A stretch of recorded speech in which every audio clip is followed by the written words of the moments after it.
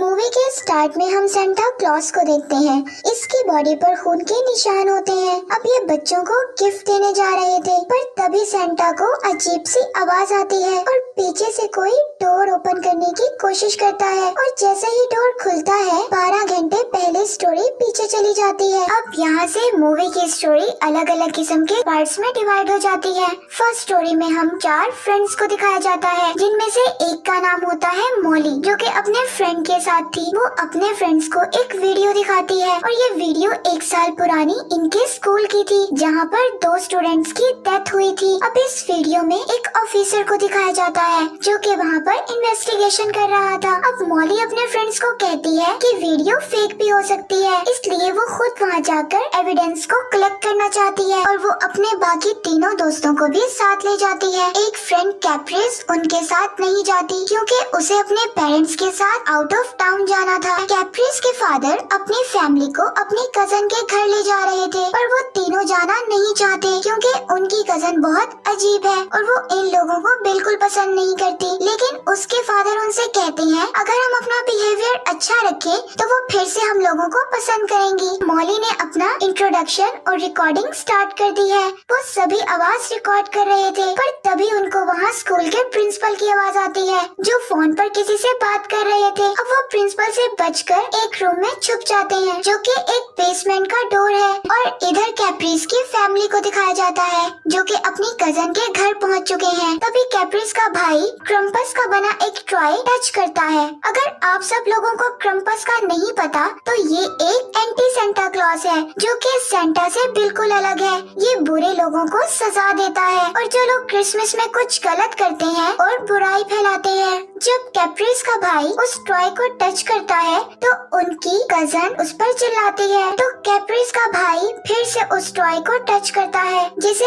उस घर का नौकर देख लेता है और उसे टच करने से मना करता है और कहता है कि बच्चों को इसको टच नहीं करना चाहिए। लेकिन कैप्रिस का भाई नौकर को चिढ़ाने के लिए उस क्रम्पस टॉय को नीचे गिरा देता है। वो नौकर कहता है कि तुमने बहुत गलत किया और तुम इसकी सजा मिलेगी। और इतने में उसके डैड की कजन भी आ जाती है जो सब कुछ देख लेती है, तो फौरन वो उस फैमिली को अपने घर से जाने के लिए कहती है। अब कैप्रिस की फैमिली वापस जाने लगती है, तभी रास्ते में कार का एक्सीडेंट हो जाता है और कार चलना बंद हो जाती है। यहाँ पर सेंटा क्लॉज और उनके कुछ साथियों को दिखाया जाता है। ये गिफ्ट्स और स्वीट्स बना रहे हैं, पर इन सब में उनका एक फ्रेंड इन्फेक्टेड हो चुका है, जिसकी वजह से वो अजीब अजीब हरकतें करने लगता है और अपना हाथ खुद काट लेता है। और अब हम नेक्स्ट सीन में ऑफिसर को देखते हैं जो कि अपनी वाइफ और अपने बेटे के साथ क्रिसमस ट्री लेकर घर जाने लगते हैं। लेकिन थोड़ी ही देर बाद देखते हैं कि उनके साथ उनका बेटा नहीं है। वो अपने बेटे को ढूंढने की कोशिश करते हैं पर उनका बेटा नहीं मिलता। पर कुछ देर बाद उनका बेटा बाहर निकलता है जो कि बिल्कुल नॉर्मल था, लेकिन उसका बिहेवियर बिल्कुल बदल चुका था। और जब वो तीनों घर जा रहे थे तो एक अनजान सा आदमी उन पर नजर रख रहा था।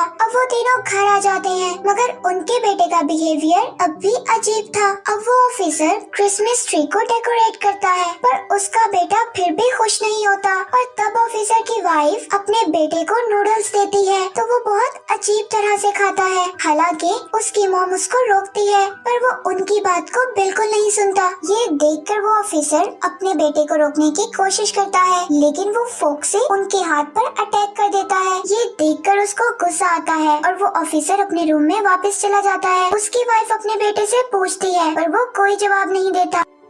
दूसरी तरफ हम उन तीनों दोस्तों को देखते हैं जो कि एविडेंस ढूंढ रहे थे। वहाँ पर उन्हें बहुत सी चीजें मिलती हैं, जैसे खून के निशान और दीवार पर लिखे कुछ वर्ड्स। वो सभी एविडेंस को कलेक्ट कर लेते हैं और जब वो बेसमेंट से जाने लगते हैं तो कोई भी की डोर में फिट नहीं होती और अब वो अंदर ही लॉक हो जाते हैं। वो सोचते हैं कि शायद प्रिंसिपल ने उन्हें बंद कर दिया ताकि वो उन्हें क्रिसमस पर मार सके। उन्हें ऐसा भी लग रहा था कि शायद प्रिंसिपल ने ही उन 2 स्टूडेंट्स को मारा होगा। अब वो लोग काफी डर जाते हैं और दोबारा नीचे आ जाते हैं। अब हम दूसरी तरफ सेंटा क्लॉज को देखते हैं जो कि काफी डरा हुआ दिखाई दे रहा था क्योंकि सभी एल्फ इन्फेक्शन की वजह से वॉकिंग डेड बन चुके थे। सेंटा अपनी वाइफ को छुपने के लिए कहता है। वो एल्फ सेंटा पर अटैक करने आता है और एक एक करके बाकी के लोग भी आने लगते हैं जो कि इन्फेक्टेड थे। अब सेंटा एक एक करके सभी एल्फ्स को मार देता है और वो ऊपर जाता है और देखता है कि अब उसकी वाइफ भी इन्फेक्टेड हो गई थी,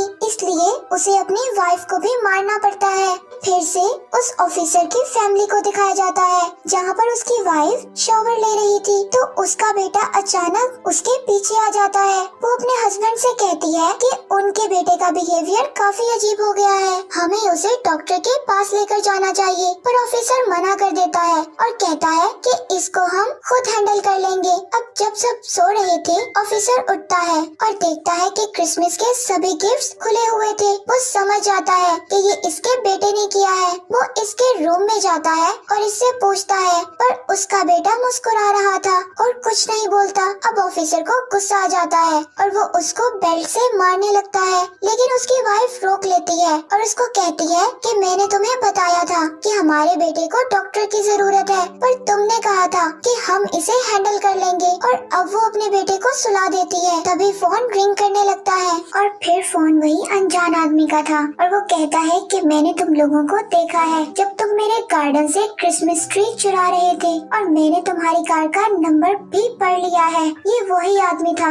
जिसने इन्हें देखा था। वो पूछती है तुम्हें क्या चाहिए। वो कहता है कि बस तुम चैंगलिंग को लेकर वापस आ जाओ। जो तुम्हारे घर में तुम्हारा बेटा है उसकी शक्ल में एनिमल चैंगलिंग है, वो तुम्हारा बेटा नहीं है। अगर तुम उसे वापस ना लाई तो वो तुम्हारी पूरी फैमिली को मार देगा। पर ऑफिसर की वाइफ को ये सब झूठ लग रहा था और तभी वो फोन कट कर देती है और अब वो नेट पर चैंगलिंग के बारे में पढ़ रही थी। और अब ऑफिसर को दुख होता है कि वो अपने बेटे को रूम में सॉरी बोलने के लिए जाता है। पर तभी अचानक से ऑफिसर की वाइफ को आवाज आती है। वो जाकर देखती है कि ऑफिसर मरा हुआ था। वो वहाँ पर काफी डर जाती है। वो उसी इंसान को फोन करती है और उससे इसका रास्ता ढूंढती है। वो कहता है कि तुम्हें चैंगलिंग एनिमल को वापस लाना होगा। वो कहती है कि मेरे बेटे का क्या होगा। वो कहता है कि तुम्हारा बेटा तुम्हें मिल जाएगा। उस एनिमल को तुम्हें ध्यान से लाना होगा क्योंकि वो इंसानों की इमोशंस को जान लेता है कि इंसान क्या करने वाला है। अब वो जाती है और अपने बेटे को एक ड्राइव पर जाने की ऑफर करती है, पर वो उसकी इमोशंस को पढ़ लेता है और उसी पर अटैक कर देता है। वो उसको बेहोश करके एक बोरी में बांध देती है। उसको लेकर उसी ट्री के पास ले जाती है और वहीं उसको वो आदमी मिलता है। वहाँ पर और भी बहुत सारे वैसे ही एनिमल्स थे। अब ऑफिसर की वाइफ उससे कहती है कि मैं इसको लेकर आ गई हूँ और मुझे मेरा बेटा वापस करो। और वो आदमी उसको कहता है कि मुझे नहीं पता तुम्हारा बेटा कहाँ है। वो गुस्से में उस एनिमल पर गन रख लेती है। वो कहता है इसको मत मारो। वो अब उस एनिमल को छोड़कर उसी आदमी को मार देती है। वो एनिमल उसकी तरफ आता है मगर उसको कुछ नहीं करता और ट्री के अंदर चला जाता है। और कुछ देर बाद उसका असली बेटा बाहर निकलकर वापस आ जाता है और वो दोनों अब अपने घर खुशी खुशी चले जाते हैं। अब हम तीनों फ्रेंड्स को देखते हैं। उन्हें वहाँ पर अजीब सी आवाजें भी आती हैं। तभी उन्हें ऐसा लगता है कि जैसे कोई टॉप पर चल रहा हो और वो ये सोचते हैं कि शायद ये प्रिंसिपल है जो उन्हें मारने आया है। अब जब एक फ्रेंड वॉशरूम के लिए जाता है तो मॉली और दूसरा फ्रेंड अकेले ही रूम में होते हैं और अचानक मॉली को अपने फ्रेंड के पीछे उसी लेडी की रूह नजर आती है जिसको 1 साल पहले मारा गया था। उसे देखकर वो काफी डर जाती है और बेहोश हो जाती है और वो दोनों मॉली को सुला देते हैं। अब मॉली के अंदर उस लेडी की रूह आ चुकी थी और वो उठती है और अपने फ्रेंड को एक रूम में ले जाती है और अपने फ्रेंड के साथ कुछ टाइम स्पेंड करने के लिए कहती है और उसे थोड़ी ही देर बाद मार देती है। और अब वो अपने दूसरे फ्रेंड के पास जाती है और उसको चेयर पर बिठाती है, उसके साथ भी टाइम स्पेंड करने का बोलती है। पर अचानक से मॉली के अंदर से घोस्ट बाहर निकल जाता है और उसको होश आ जाती है। तभी उन्हें एक आवाज आती है जहाँ उनका फ्रेंड मरा हुआ था क्योंकि उस लेडी की रूह ने मॉली के अंदर थी, इसलिए मॉली को सब कुछ पता चल चुका था। मॉली बताती है कि वो लड़की इसी रूम में मरी थी। ये वो मुझसे चाहती है कि उसके बेबी की बर्थ मुझसे हो। और मॉली बताती है कि अब वो प्रेग्नेंट है और अगर हमने उसकी हेल्प नहीं की तो वो हम दोनों को मार देगी। और तभी वहाँ पर वो लड़की की रूह अपने मरे हुए बेबी के साथ आ जाती है। वो मॉली पर हाथ रखती है और अपने बेबी की रूह को ट्रांसफर कर देती है। वो देखती है कि उसका फ्रेंड उसको मारने आ रहा है, इसलिए वो उसको भी मार देती है। तभी सभी दरवाजे खुल जाते हैं और मॉली वहाँ से चली जाती है। और इधर कैप्रीज की फैमिली को दिखाया जाता है। वो सब पैदल ही आगे जा रहे थे कि अचानक कैप्री के डैड पर कोई अटैक कर काफी जख्मी हो जाते हैं। कैप्री का भाई फायर लेने के लिए आगे बढ़ता है। उसकी मॉम उसको रोकती है, वो नहीं रुकता और जब वो फायर पकड़ लेता है तब अचानक कोई जमीन के नीचे से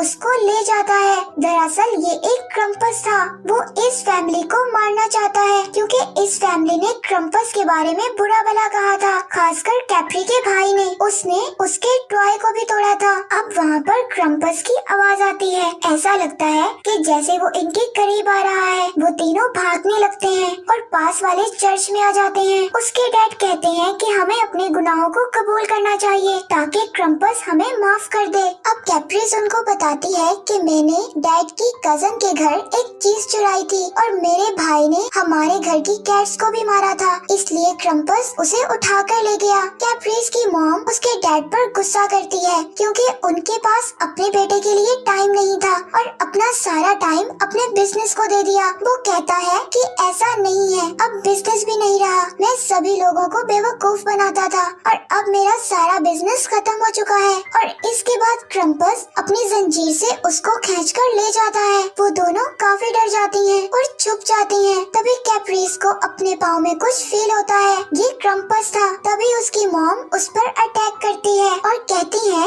कि मैं उससे लड़ूंगी, तुम भाग जाना वरना वो हम दोनों को मार डालेगा। वो ऐसा ही करते हैं। उसकी मॉम क्रम्पस को चैलेंज करती है और क्रम्पस उन्हें मार डालता है और अब वो कैप्रीज के पीछे पड़ गया था। अब कैप्रीज सीधा अपनी डैड के कजन के घर चली जाती है ताकि वो ये सब ठीक कर सके, पर उसकी कजन डोर ओपन नहीं करती। फिर इधर क्रम्पस आ जाता है और कैप्रीज अपने साथ पड़ी लकड़ी उसको मार देती है और वहाँ पर ऑयल पड़ा होता है जिससे वो उसे जला देती है। और अब क्रम्पस मॉन्स्टर से उसी नौकर में बदल जाता है जो उसके डैड की कजन के घर में था। और अब हम यहाँ देखते हैं कि उसके डैड की कजन को ये पता चल जाता है कि वो नौकर क्रम्पस में इसलिए बदला जो उसने गुस्सा कैप्रीज की फैमिली पर किया। और अब वो कैप्रीज को ये भी बताती है कि उन्हें पहले से सब कुछ पता था, इसलिए उन्होंने उसकी फैमिली को भगा दिया। और इसी गुस्से की वजह से कैप्रीज भी क्रम्पस में बदल जाती है और अपने डैड की कजन को मार देती है। और अब हमें वही से सीन दिखाया जाता है जो कि हमें स्टार्ट में दिखाया गया था।